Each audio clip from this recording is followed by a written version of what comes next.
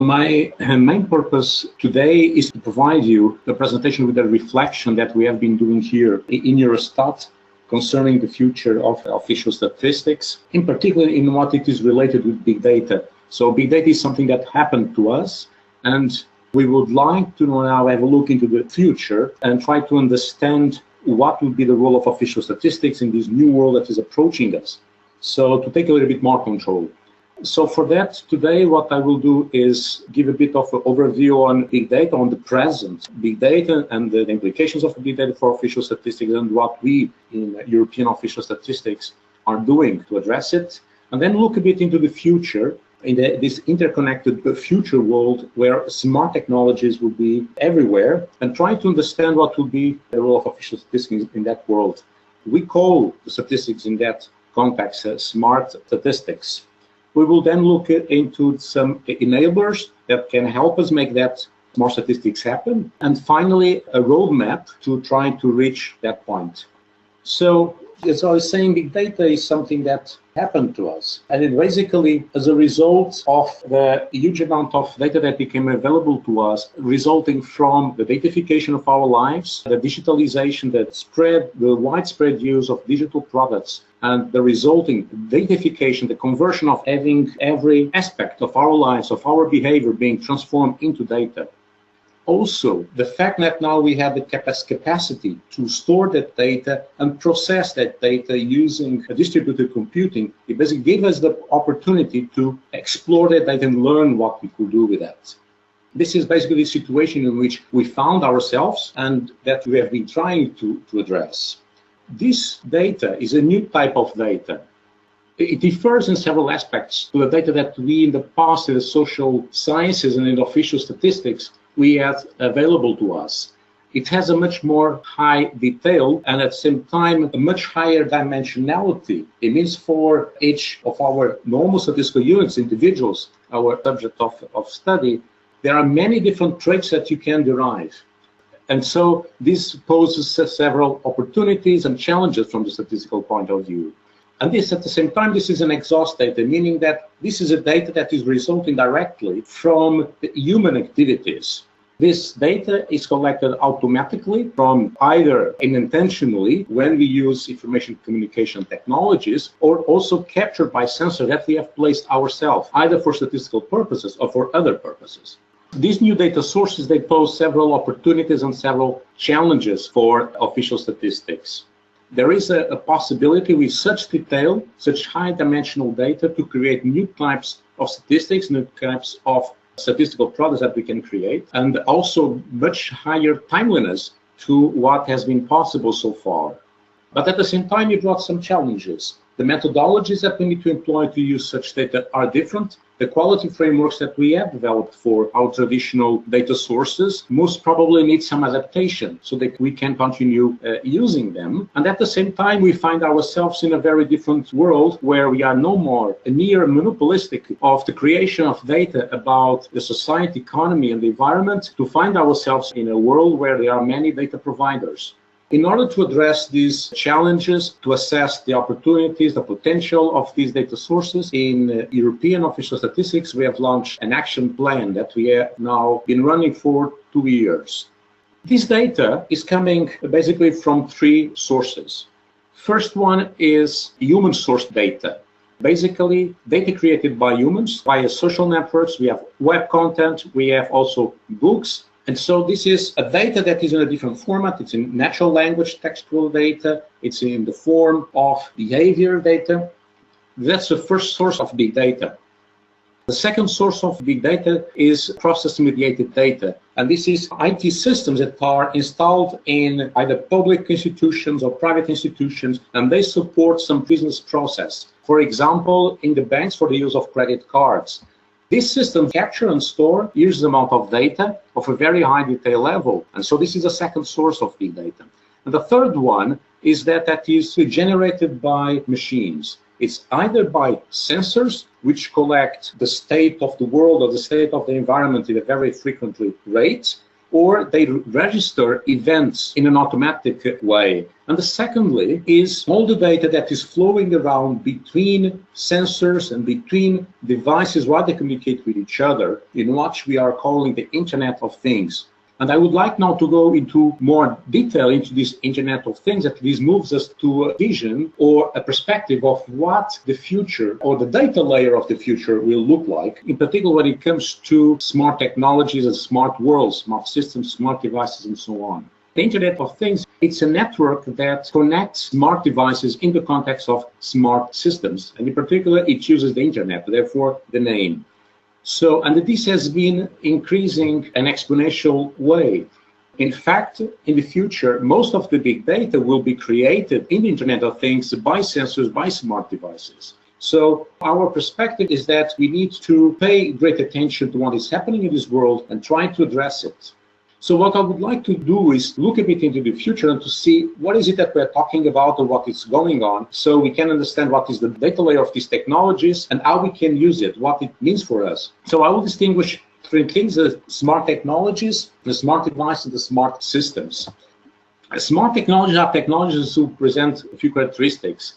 They adapt automatically, meaning they adapt their behavior. They do it, in a sense, by capturing information from its environment. They do this via its sensors, and then by drawing conclusions using a set of rules. So they adapt their behavior based on information they have about the environment, and they draw some conclusions about that environment, and they try to work as much as possible as autonomously. So they have this capability of learning. And at the same time, at the most higher level of these smart technologies, they will have the ability to even self-generate and self-sustain in the future.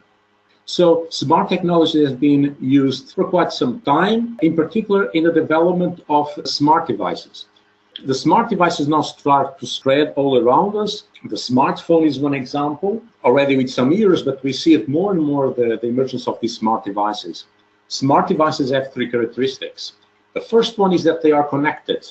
They connect via the outside world to other systems, to other devices. Secondly, they are interactive, meaning that the user can interact with the device by entering information, and the device reacts to that input from the user. And thirdly, to some extent, they have some kind of intelligent or cognitive behavior. And this can be in two forms. On one hand, it has some kind of predictive behavior. It uses the interaction, tries to predict the needs of the user in the future, and also it has the ability to somehow work autonomously without the user intervention.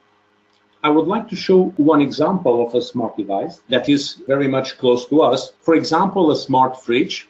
The particular smart fridge that you see on the picture, it has the possibility for you to see what is inside the fridge at any time. Every time you close the door, it takes pictures using 3 cameras that are inside the fridge, and it has a screen on the door which you can use to have an idea what is inside the screen, but you can also access via the internet with your smartphone and inspect, for example, if you're shopping, what you have in the fridge and what you need to buy. You can see that it has some connectivity associated with it. You can also get expiration notifications. So if some products are getting expired, you will receive a notification from the fridge. Now, this expiration date is introduced manually by the user. We can imagine in the future that such information could somehow be automated and automatically got from the product, or even via the internet with identification of the product to identify somehow the expiration date. You can also create shopping lists, and you can even shop directly from the fridge. Of course, these are the features that are more related to what we would normally associate with the fridge. It also does other things. It can create a calendar, it can display photos, you can stream music and video from your fridge to your living room, to your Wi-Fi system, but you can even synchronize it with your smart TV in case if you're watching a movie and you want to go back to your kitchen and still watch a movie. Of course, a lot of these features you would think, why do you need it in a smart fridge? Of course, these are technologies that are being developed, being tested. But you can already see characteristics here that there is connectivity, there is interactivity. And in terms of intelligence, I would say it has some intelligence. So this is an example of a smart device. Of course, that in terms of the data layer of this device, it doesn't seem the most useful one, but there are smart devices being introduced also in other aspects of our life, in other aspects of our economy. The smart devices are in itself a smart system in a small scale, but of course they connect with each other in higher levels of aggregation. So you can have smart homes, and from homes you can have smart buildings, smart energy grids, smart cities. In all these cases, we will have these characteristics of connectivity, somehow cognitive computing associated with the system that predicts the needs of the users and is able to function autonomously. Now, these are, to some extent, the reality. So a lot of research has already been happening, particularly in smart cities, for some years now. And the technological conditions required for these systems to develop, they are now being reached with big data technologies. That is a picture of how we see the world, and our objective is now try to understand what is the data layer of this smart world. Because all these systems, what characterizes them is they require a huge amount of data in order to function. And this goes from the data that is collected by sensors in small devices and how they actually share this data between each other, and with higher level systems like homes, like buildings and cities, in order to help the management of, for example, a city. So to try to understand what does this mean, then what will be the role of official statistics. So this is when we start thinking about and talking about smart statistics. There are two ways in which we think that the smart world will influence the way we do statistics. The first one is that the data capturing and processing, and in fact all the data life cycle, will be or will need to be embedded in the smart systems themselves. And secondly is that we can see statistics also a smart technology itself, or it can transform itself into a smart technology. So why do we need to embed the statistics themselves into the smart system? Well, one obvious reason is because the smart systems themselves, they require statistical reasoning in order to function. From our point of view, for the production of statistics, for the statistical work, there are basically two reasons why we will need to embed data processing, data capture and processing. The first one is the scale at which it is happening. We're talking about extremely high volume, much higher levels than what we have been talking about when we talk about big data. So already now, for example, the data that is captured by the system of a mobile network operator, it can be stored in their systems only temporarily, maximum for 1, 2, or 3 years. Afterwards, it doesn't matter if storage space is cheap, if it is available. The fact is that we're talking about levels of data capture or of a velocity that does not require the traditional way of thinking of producing statistics or doing research, which is to, at least for producing statistics, which is to move the data to a central place and then to process it. So for regular production of statistics, this will simply not be possible anymore. A second factor is that with the emergence of big data analytics, the user, decision makers, they are starting to understand the benefits of having very quick data, very quick insight drew from data. And we in official statistics, we have to address this reality. We have to embrace this reality. So our users are used to get very fast data with very high granularity. And so we run the risk that if the official statistics is not timely enough, by the time that we have our official statistics available, decisions have already been made, so it will arrive too late. Decisions taken based on information provided by other providers. So the second element of smart statistics is to try to see how smart statistics itself could be a smart technology. How can it be interactive? So interactive would mean that we will take into account the users and the users' needs by allowing the users to provide feedback while they are consulting the statistics, while they are using the statistical products. And we have seen already some examples, not in the context of smart systems or Internet of Things, but even with traditional statistics, the possibility to somehow get feedback from the users has already been introduced. And then that feedback from the user can actually be used to improve the statistics, or even for the production of statistics itself. It also could be, we could imagine this statistics as being embedded in an intelligent process. How could this be happen, or in which way this could happen? And the first way is that it could anticipate users' needs somehow, based on information that has been collected from the users. The whole system, given that the data capture and processing is embedded in the system, data storage and the processing somehow could be adapted. And finally, even the concepts that we have been using in statistics and the algorithms could actually improve autonomously. And here I would like to give an example.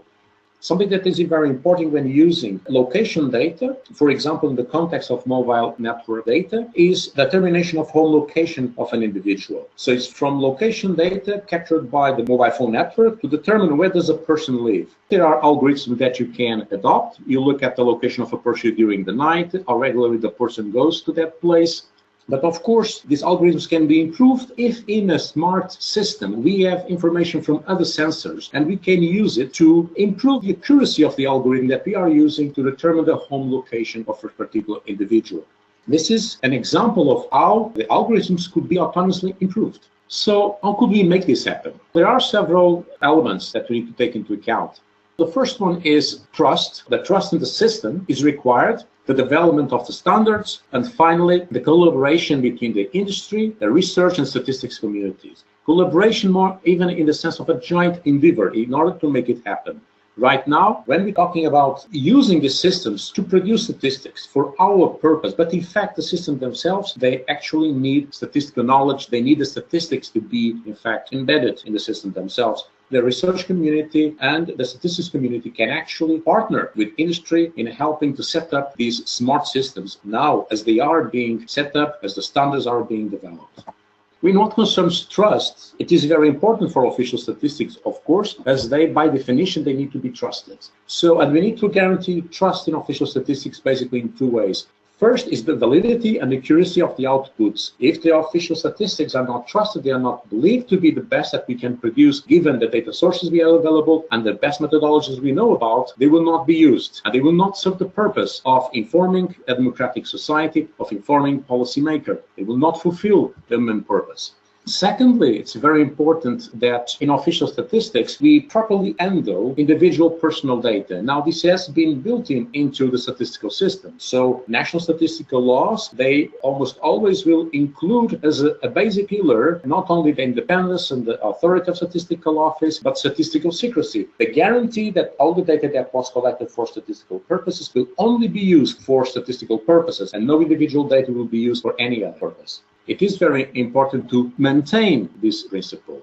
Now, when we talk about very detailed data, there is a new challenge. The fact that this very detailed data ends up revealing aspects and behavior about individuals that might consider to be part of their private life that they do not wish to share. In fact, many statistical systems put a limit on the information statistical office can be collected in the sense that no private data about sexual orientation, political affiliation, or the belonging to an ethnic minority, they cannot be collected by the statistical office.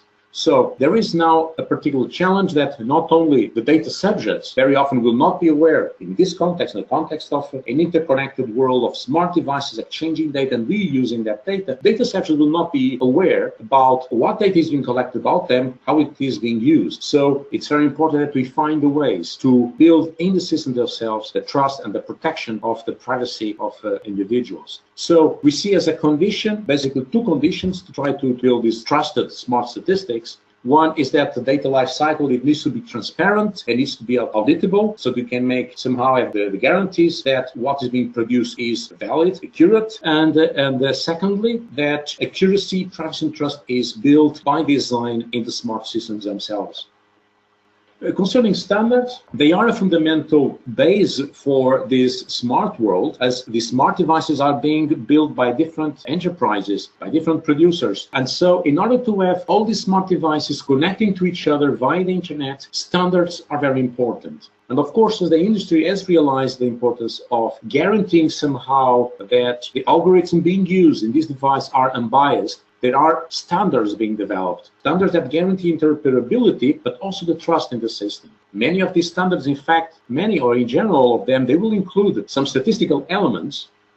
What is important for the statistics and research community is to get involved into this development of these standards and participate, integrate our existing statistical standards, not only our technical standards in terms of definitions, in terms of classifications, but also the standards that we have in terms of protection of statistical confidentiality, and integrate these into the technical standards that are right now are being developed and adopted by the industry. In order to get there, we have a roadmap, and right now, at this stage, we are launching a call for tender, so we could have some first proof of concept. And the idea is that in this first stage, we would like to understand in what way this IoT data ecosystem could actually be used to produce official statistics, just to give life to an idea. So this is a phase that we are now running. We have launched the call, and the next year, we should have some proof of concept running. They should be set up, and hopefully the results should be positive in the sense that we do find the possibilities and successful cases of the use of these data from the smart systems, and then to work on constructing some prototypes where we will use some more specific or more directed cases where we will use it, and then with those identify what would be the quality challenges that are associated with building these new products, setting up sandbox infrastructures so we could test it, and also looking at what are the ethical considerations that we should be taking into account. So in the first phase is basically just try to find something that works. It's just a proof of concept, and then we will go into the prototypes. And then in the third stage, we will work towards having working products that will be fully operational and integrated with other statistics. At this stage, we are really in the beginning with this proof of concept. At the same time, we try to see how can we use the technology developments that we see in this world that is emerging of IoT, and how we can use it to produce statistics without taking great considerations in terms of the quality of the ethical issues. And then afterwards, in a future stage, between now to 2020, 2022, we'll be developing prototypes. This leaves me to the end at this stage. This roadmap, of course, it's a roadmap for official statistics, but for which it is fundamental that we work with the research community, and more importantly even, is that we all work with the industry, which right now is basically making this world happen.